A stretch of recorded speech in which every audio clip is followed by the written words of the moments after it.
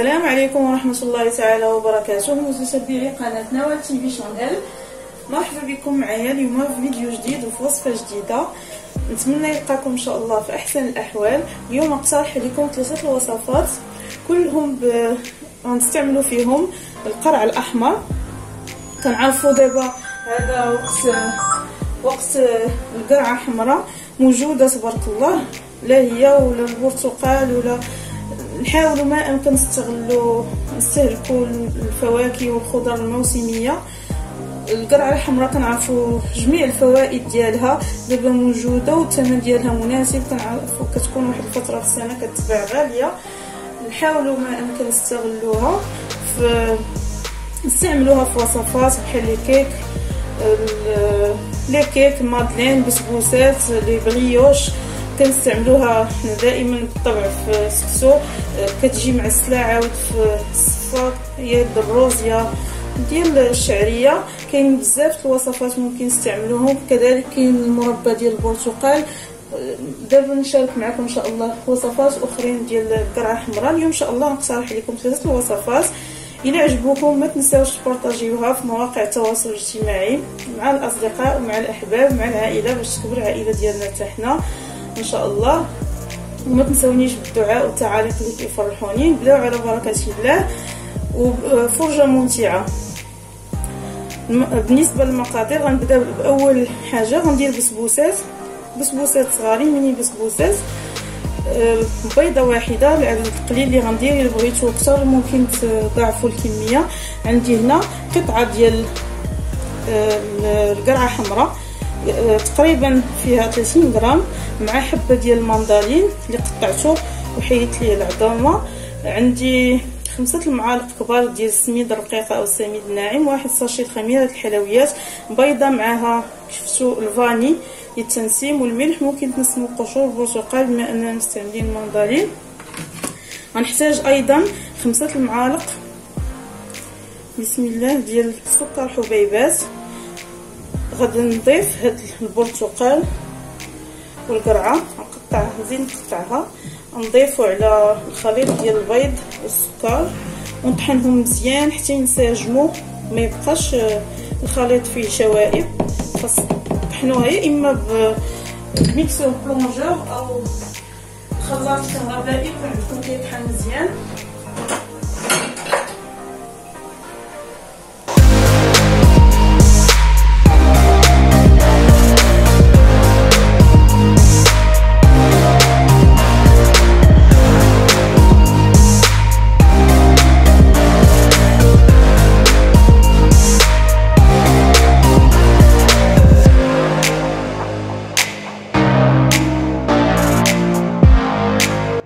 معايا الخليط منسجم مزيان، مبقات لا المندالين هكا في شوائب ولا الطريفات ديال القرعه تطحن مزيان.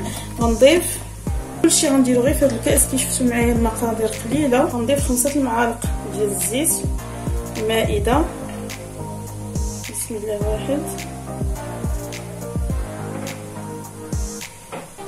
2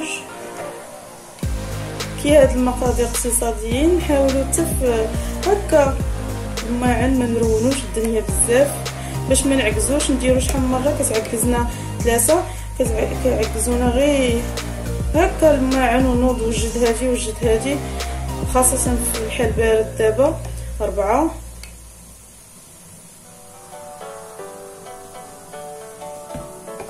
5 وغنعاود نطحنهم. دابا غنحيد هاد الطراب حيت كنعرفوا السميده ما خصهاش الطراب، يكفي اننا نحركوها بالضراب يدوي او فورشيط او اللي كان. شفتوا الخليط منسجم بدون شوائب. نبدا نضيف بسم الله الخليط ديال هاد السميده وخميره الحلويات. قلت لكم عندي 5 المعالق. تجي لذيذه هاد البسبوسه، جربوها اكيد غادي تعجبكم. بغيتو ديروها في مولات فرديين بحال كي غندير انا، او شي مرات كنضاعف المقادير وكنديرها بحجم عائلي.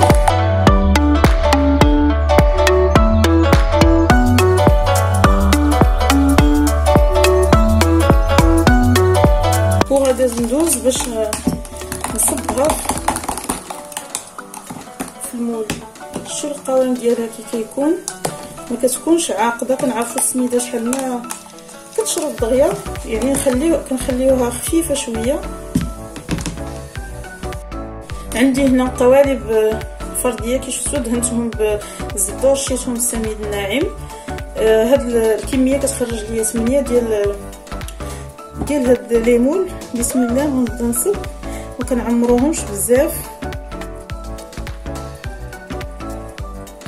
حيت دايرين فيهم الخميره باقي غيضاعف الحجم ديالهم. وغندخلهم الفرن اللي مسخن من قبل على درجه حراره 180.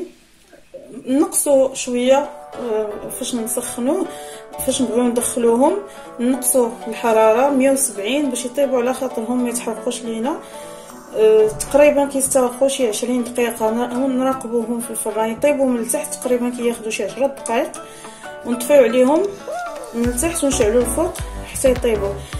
ولات خرجت لي دائما كتخرج 8، وربما البيضه اللي استعملت فيها زعما الحجم ديالها صغير، وعاد المندلينه صغيره يعني مفيهاش سوائل بزاف.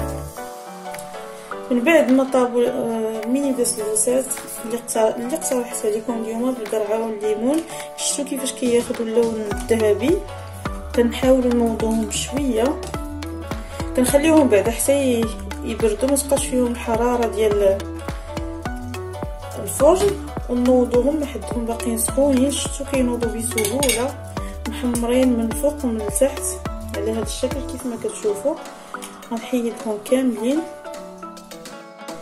من بعد ما زولت البسبوسات ديالي كاملين، قلت لكم ديك الكميه اللي حضرت معكم ديال البيضه عطاتني 6 ديال ميني بسبوسه.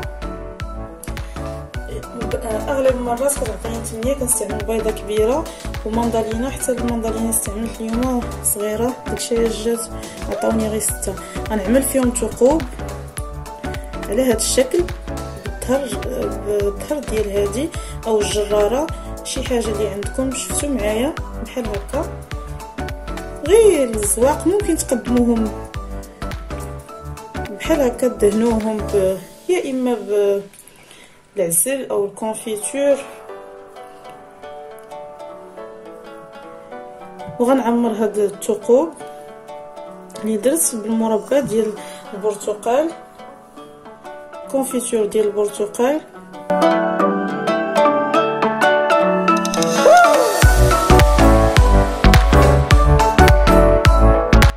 نبداو على بركه الله. عندي 2 بيضات بحراره المطبخ، الفاني للتنسيم، الملح، 250 غرام ديال الطحين.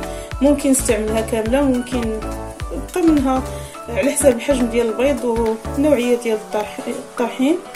عندي هنا 250 غرام ديال القرعه حمراء اللي منقيه ومغسوله ومقطعه قطع صغيره. عندي كاس ما عمرش، كاس لاروز تقريبا ديال الزيت، انا غنعبروه هذا 100 غرام ديال الزيت تقريبا. كاس ديال السكر حبيبات كنعبرو بكاس العنبه. 2 ساشيات ديال خميره الحلويات. ندوزو للطريقه ان شاء الله. هاد القرعه غنطحنها هي وهاد الزيت تولي على شكل كولي. نطحنوها مزيان، نطحنوها بوحديتها. الا كان عندكم شي طحان خلاط كهربائي كيطحن مزيان، ممكن تطحنوها هي الاولى مع الزيت في الخلاط، عاد تضيفوا عليها البيض والسكر. من بعد ما طحنتو كيولي على هذا الشكل. ما نخليوش فيه طريفات ديال القرعه، يتطحن مزيان ونخليه على جنب.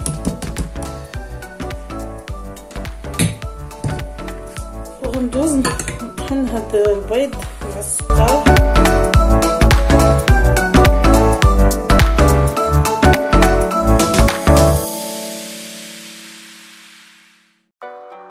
وغنضيف هاد الخليط ديال القرعه على الخليط ديال البيض، كيعطيها واحد اللون مميز لهاد الكيكه. نطربهم وغنبدا نضيف الدقيق، غنضيف نصف الكميه، ونطرب تنحصل على القوام اللي بغيت. شفتوا معايا القوام ديالها كي داير. دخلت لي 250 غرام كامله. نضيف خميره الحلويات. من بعد ما ساليتها شفتوا معايا كيفاش كيكون القوام ديالها.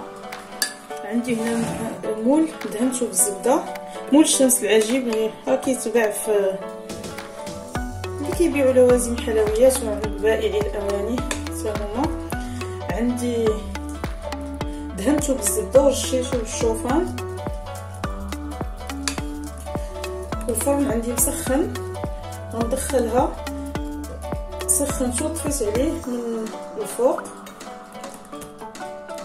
غندخلها طيب من التحت هو الاول، عاد نشعل عليها طيب من الفوق على درجه حراره 180. تقريبا ربع ساعه كتستغرق من التحت وربع ساعه من الفوق. وهذا هو الكيك ديالي اللي شاركت معكم اليوم ديال القرعه. شفتوا كيفاش كيجي رطب، ما كيجيش طالع، حيت ماشي كي شفتوا معايا جوج بيضات كيجي اللون ديالو مميز، كيجي صفر مايل البرتقالي. نتمنى ان شاء الله يعجبكم وتجربوه، ونوريه لكم في طبق التقديم. ودابا غندوزو ان شاء الله للعصير بالقرعه الحمراء. كيجي لذيذ ومفيد، ما تشبعوش منه. ندوزو ان شاء الله المقادير وطريقه التحضير. عندي هنا نص كيلو ديال القرعه حمراء اللي درت معاها نص كاس ديال الماء، كنعرفوا حتى هي كتطلق الماء. نص كاس ديال الماء ودرتها تقريبا 5 دقائق على نار مهيله، ماشي غير يدخلها الطياب. شفتوا كتبقى شاده راسها بلا ما نقطعها. غندوز غنديرها في مولينكس. بسم الله. هي والماء ديالها كنديروا معها الماء قليل باش غير يدخلها الطياب، وهذاك الماء ما كنضيعوش حتى هو كنستعملوه في العصير. غندير الحبه ديال الموز. انا كنقول لكم المقادير وفي نفس الوقت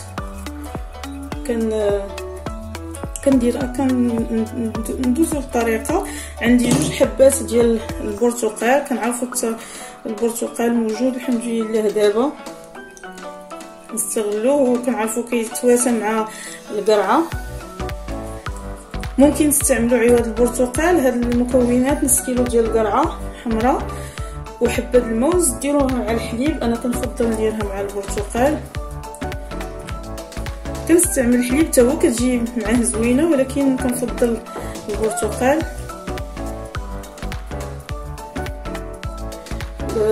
الليمون محيدين ليه العظم.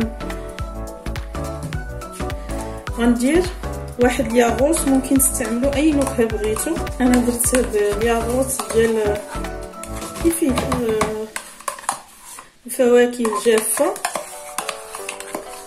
ممكن تستعملوا ديال الموز حتى هو كنستعملوه على حساب اللي عندي في الدار. هذا هو اللي موجود عندي دابا. هاد العصير ما نضيعوش. انا ما غنديرش فيها السكر، تنذوق السكر. ممكن نتوما تستعملوا السكر الا كيعجبكم العصير يكون حلو. كنفضل الحلاوه الطبيعيه ديال العصير ديال البرتقال، راه حلو. حتى القرعه حلوه، والموز ايضا. الياغورت حتى هو حلو. حاولوا نتفاداو السكر، او على الاقل نقلوه في العصير. وغندير هاد المكونات كلهم يطحنوا، وغندوز. شفتوا معايا كيفاش كيجي خاسر.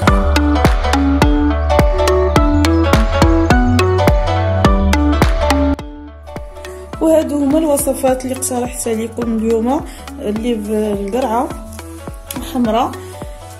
هذه الكيكه ديال القرعه شفتوا معايا قدمتها على هذا الشكل. زينتها بانيط كراميل مخلط مع الشوكولاته البيضاء على هذا الشكل. غبرتها بشويه السكر كلاصي وشوكولاط اسود من الوسط وكاوكاو افيلي. وهادو الميني بسبوسات كي شفتوا معايا عملت فيهم داك الحفره الوسط، ودهنت الوجه ديالهم بالكونفيتور ورشيتهم بالكوك. شفتوا معايا كي كيجيو لذاذين، ما تشبعوش منهم. كيجيو تقريبا بحال في المنظر ديالهم بحال الصابلي ديال الكونفيتور كنحضرهم بطريقه اخرى من غير القرعه. انا اقترحت عليكم اليوم الوصفات ديال القرعه بنفس الشكل بالبنان والشوكولات، والحفره اللي كنعمل الوسط كنعمرها بصلصه الشوكولاته. وهذا العصير اللي اقترحت عليكم اليوم ديال القرعه زينته بحبات ديال الفرامبواز، كيجي عاقد شحال ما بقى كيزيد يعقد وصحي، والطريقه ديالو كي شفتوا معايا سهله. قدمت هاد الاقتراحات في الطبله ديال البوتي كيف ما كتشوفوا معايا. هكاك مالح اللي غنشاركو معكم ان شاء الله عما قريب. بيتزا. نتمنى يعجبكم الاقتراحات ديال اليوم، نتمنى تجربوا هاد الوصفات اللي اقترحت عليكم بالقرعه، وإلا عجبوكم ما تنساوش تشاركوهم مع الاصدقاء والاحباب في مواقع التواصل الاجتماعي باش تعم الفائده. وما تنسونيش بالتعاليق ديالكم اللي كيفرحوني والدعاء. والى فيديو مقبل ان شاء الله. استودعكم الله الذي لا تضيع ودائعه.